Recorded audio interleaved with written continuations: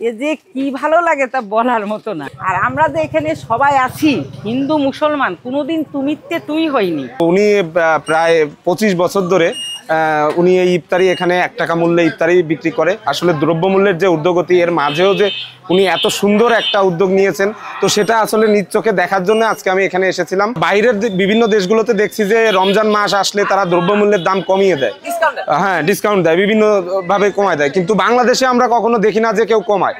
তো ইকবাল ভাই প্রতিদিন অলমোস্ট 5-6 হাজার টাকা লস করে এই প্রোডাক্টগুলো আমাদেরকে দিচ্ছে। আমরা ভোর আজানের থেকে তৈরি করা কার্যক্রম শুরু করি, দুপুর 4টের পরের থেকে আমরা বেচা কেনা শুরু করি। 4টের থেকে ইফতারির আধা ঘন্টা আগে আমাদের বেচা কেনা শেষ।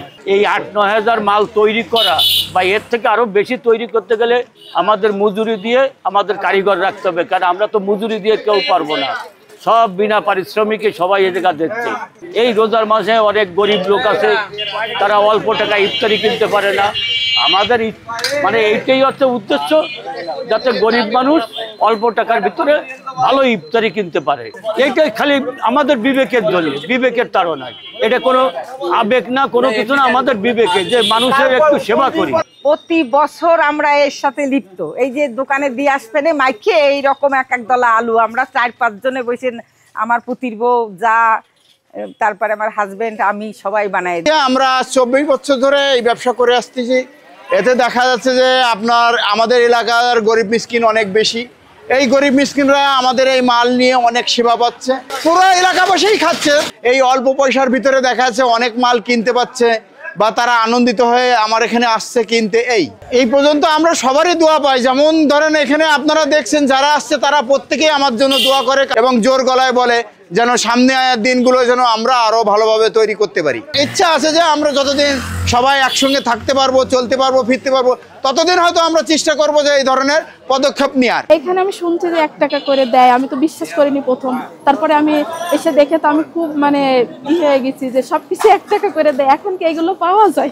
অনেক সুবিধা হয়েছে। মনে করেন আমরা অনেক নিতে পারতেছি, ইফতারি করতে পারতেছি, খুব আনন্দিত। আরো অনেক লোকরা আসতেছে, এখানে তো অনেক ভিড় হয়। দেখেন তো আমি আমার মাদ্রাসার ছাত্র এবং ছাত্রীদের ইফতারি করানোর জন্য আমি ভাইদের কাছে আসছি।